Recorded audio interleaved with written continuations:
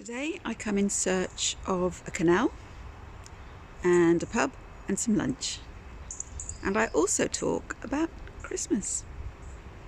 My name's Marianne and I am a part-time boater.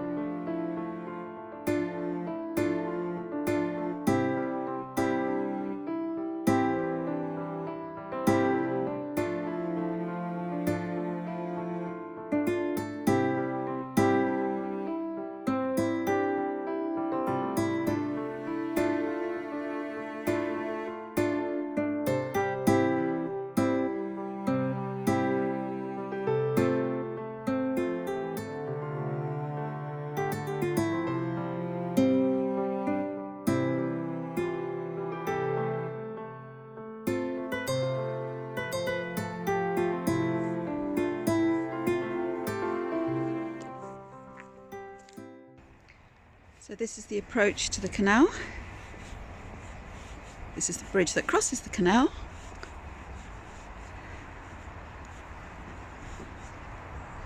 There's a sign, Odium Castle and the Deer Park, Broad Oak and Odium.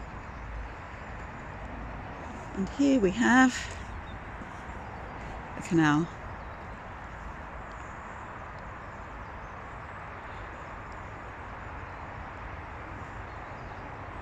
It's quite a grey day today, but nevertheless, it's good to be out and about.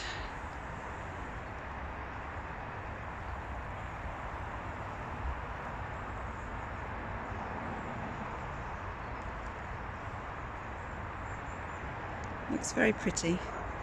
It's quite noisy actually, you can hear a lot of traffic. It's probably the M3. And then across the road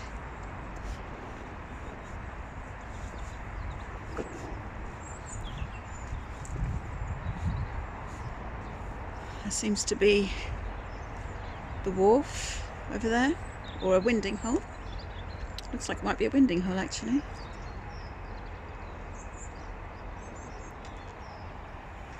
So let's go for a little walk.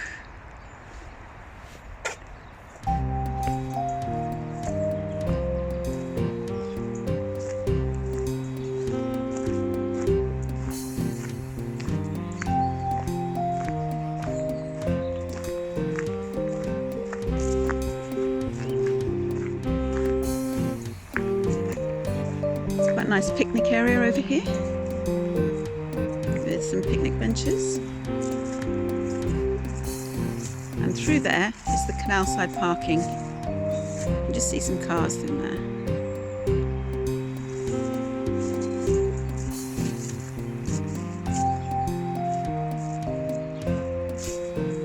There's the view underneath the bridge.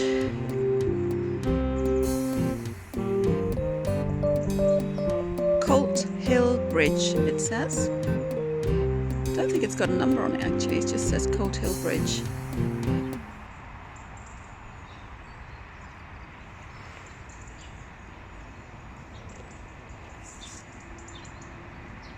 Now we're on the Basingstoke Canal here,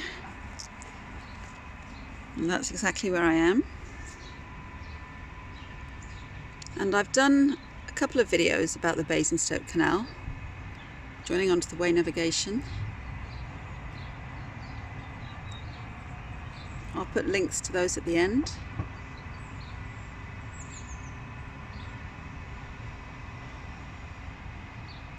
It's a really nice canal, but it's not easy to get to when the Thames is in flood and you're coming from somewhere like the Grand Union or the Oxford Canal.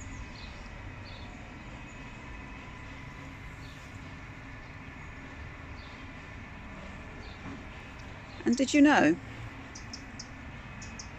in order to use the canal, whether you have a kayak, a canoe or a paddleboard, they must be licensed to use the waterway. Buy a license, be prepared to show it, help preserve the canal. I did not know that canoeists and paddleboarders and kayakers had to have a license. So I've learned something. Now I'm going to go for a little walk and I'm going to talk as I walk. Can I multitask? I don't know, we'll find out. So behind me you can see the canal and the bridge, probably just there. But I'm going to go walking this way for a little bit. Now, my thoughts, like I said in last week's video, are turning to Christmas, but I haven't actually done much preparation. Last week I suggested a few places to shop, like Christmas markets and canal fairs, and also giving gift experiences, which I think are a pretty good idea. Oh look, there's a wharf here. I'll turn around and I'll show you.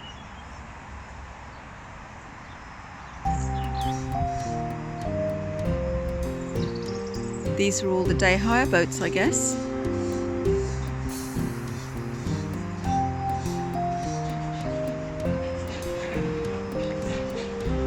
That looks like a wet dock.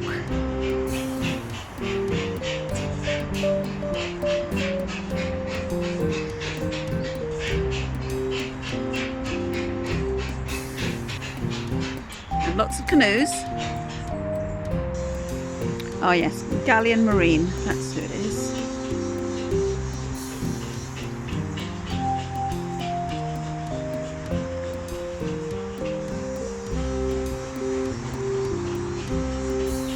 And they've got some accessible boats there too, which is very good.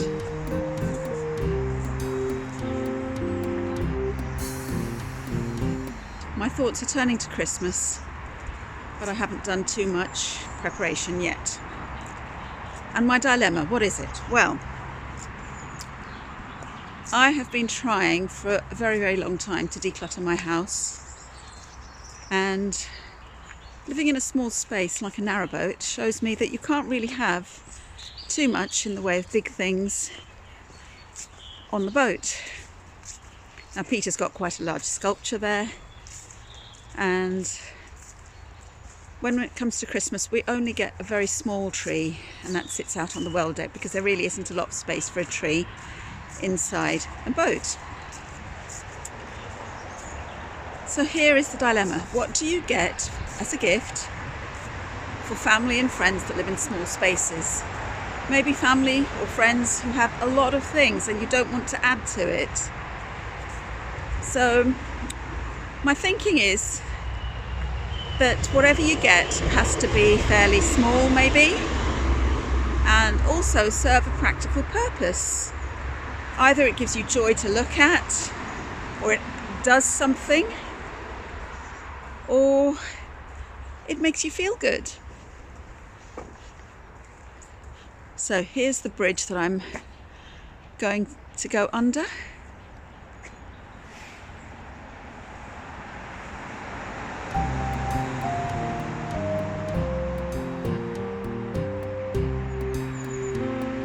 And let's go walking.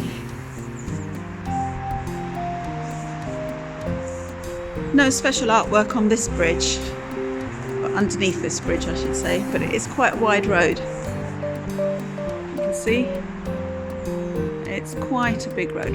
I'll look on the map later and see if I can find out what bridge it is and what road goes over it. It's quite a busy one.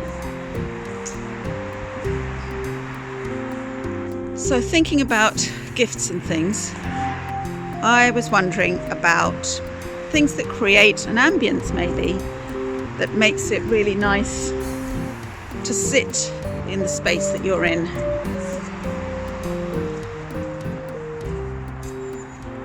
And what I thought about was maybe candles. They would make quite a nice gift. Peter likes burning candles on the boat, and I've taken several over that I've had at home.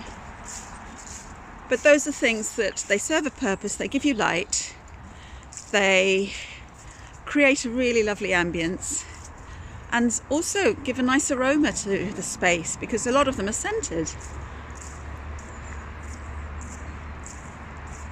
Just over there, I've noticed Broad Oak Alpaca Farm. So that must be what's behind all of those bushes and trees over there. Can't see any alpacas today though.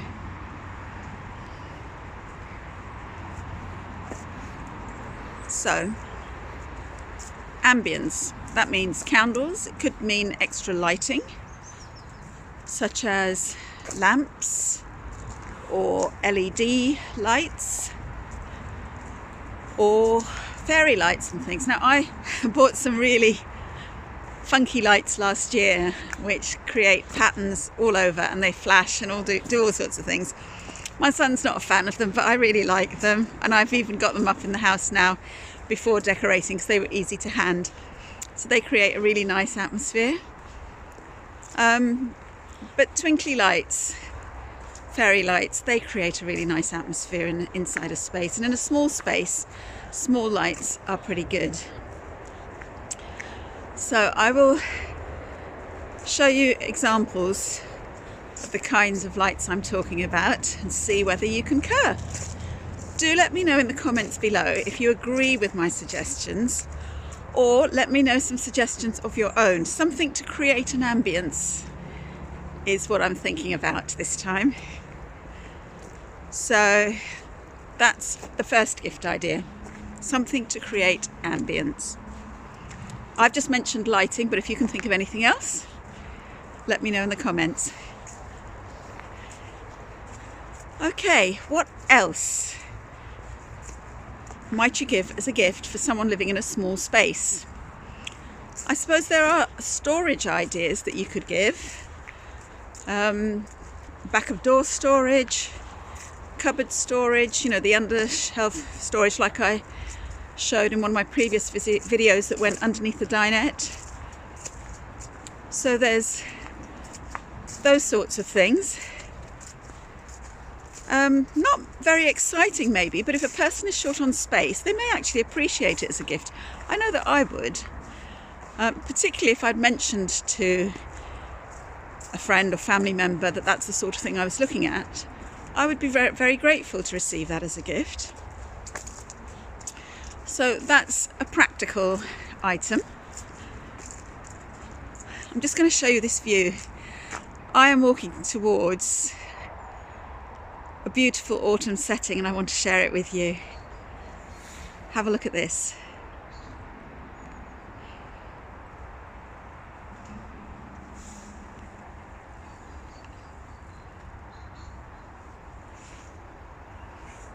I think that is lovely.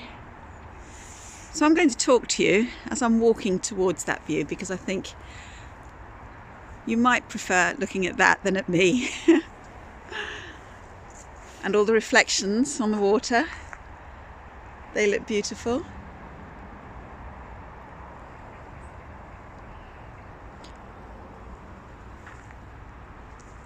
So we've talked about ambience, we've talked about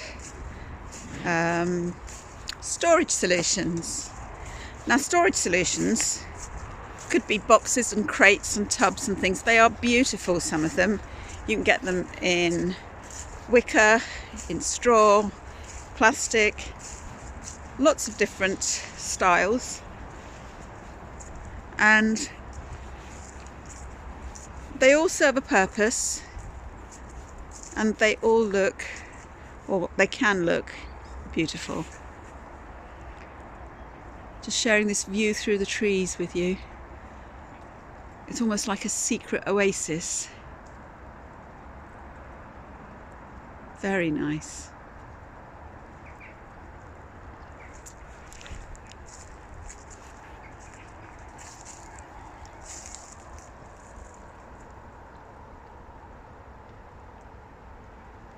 Beautiful holly, and the berries are all out.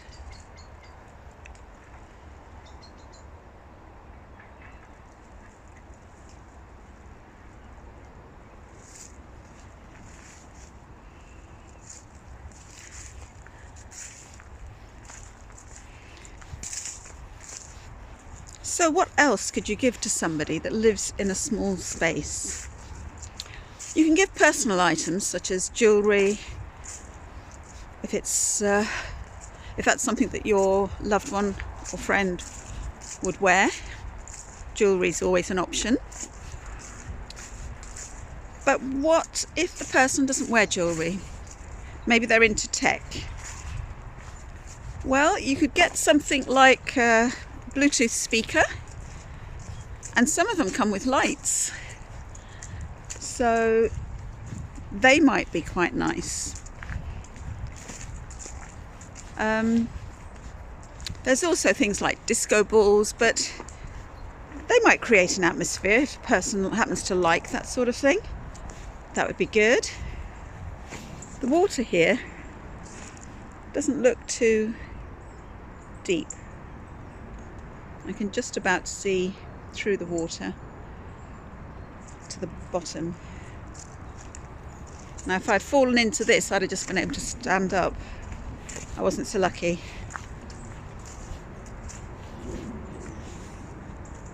Oop. Now there were some leaves falling down, so I wondered if there might be some squirrels in that tree.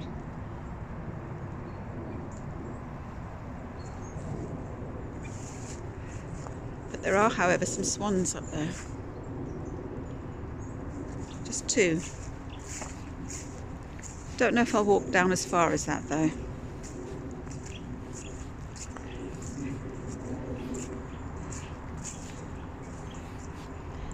So jewellery, Bluetooth speakers maybe, and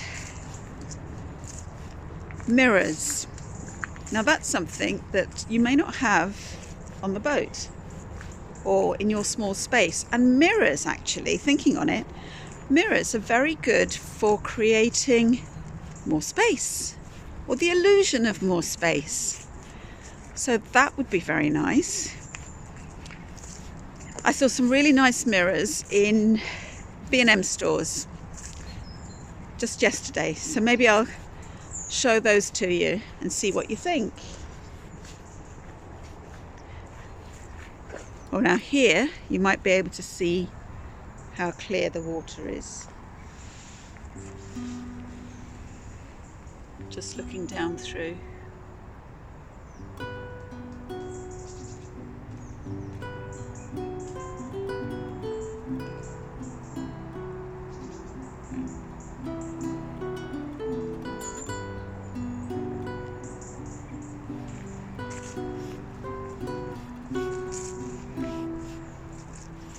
So, where did we get to? As far as mirrors.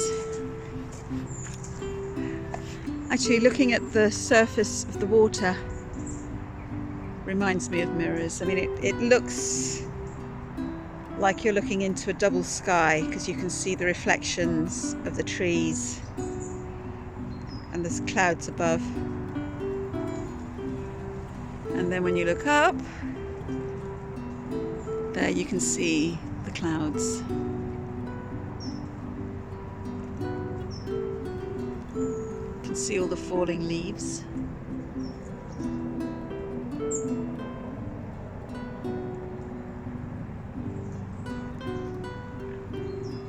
And there are the swans.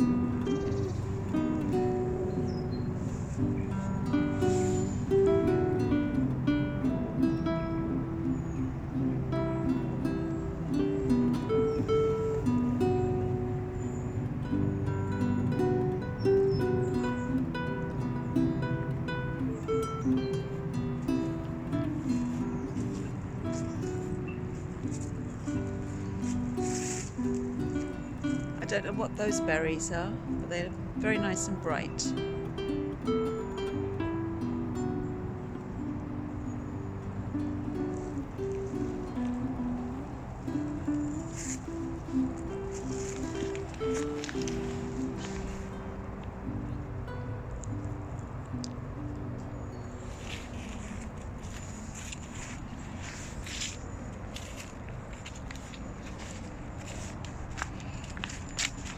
So we've talked about ambience and jewellery, Bluetooth speakers, mirrors.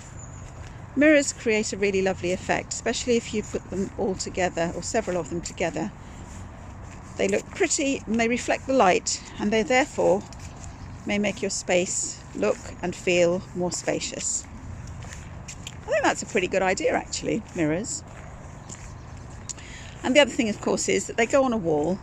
They serve a purpose of showing you your reflection if you're getting ready. But also, you don't actually have to have them taking up space that is otherwise needed for something else.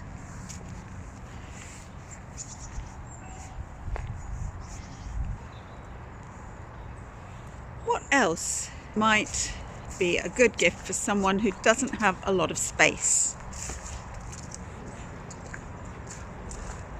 How about if they read books? Now, I actually have a lot of books in my place. I've given away, or I've taken out a lot of books from my bookshelf that I didn't read very much, or I wasn't really interested in rereading, and I've kept back those that I do want to reread. And I have a lot of books on various topics, and I keep them for reference. I like looking at them sometimes. I don't use them a lot though, but they serve a purpose, I guess. In as much as when I want to know something, they're there. Nowadays we've got Google for everything, so maybe they're not so relevant anymore, but I prefer holding a book in my hand than looking at a computer screen for reference things. So I think I need to go to the shops and see what there is. Now, last week I was saying shop local, and I'm sure that if you wanted to find something a little bit unique, a little bit unusual, you may be able to have some shops near you where you could go and shop for the unusual. But for the majority of people, me included sometimes, you just go into a chain store, see what they've got and pick up what you think is appropriate for the person that you are giving your gift to. The other thing, of course, is that if it is from a chain store and the person wants to exchange it because it's not the right size, doesn't fit with their decor, not to their taste, whatever, you can always get a gift receipt from certain places, and you can give your gift with the receipt, and then they can go and do their swap. So there is a useful reason for shopping in chain stores. And of course, if you buy a gift in a chain store at one end of the country, it can be exchanged in the same store in another end of the country, in the other end of the country. Here's the busy road bridge. I'll have a look and see which one that is.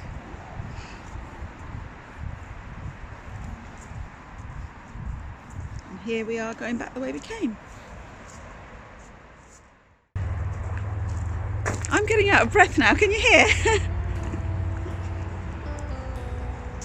Well, I think I might well head back to the Water Witch. I had my lunch there and a cup of tea, but I think I might head back there for maybe a cup of coffee this time and a little bit of dessert.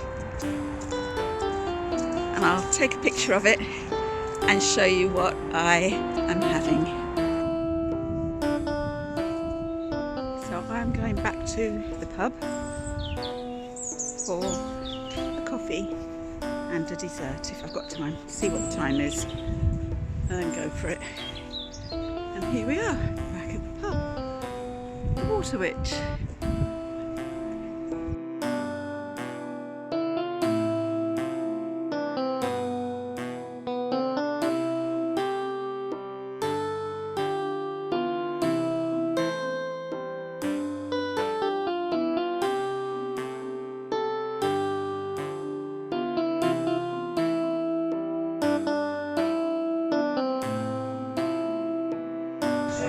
you can hear me all right.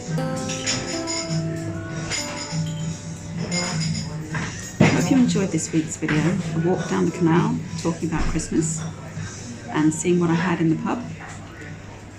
Thank you to all my subscribers. I appreciate you taking the time to subscribe and watch my videos. Thank you for watching. If you haven't subscribed already, please consider doing so. I would really appreciate it. And I hope this has given you some ideas as to what you might buy as Christmas gifts this year. So until next week and next week's video, bye.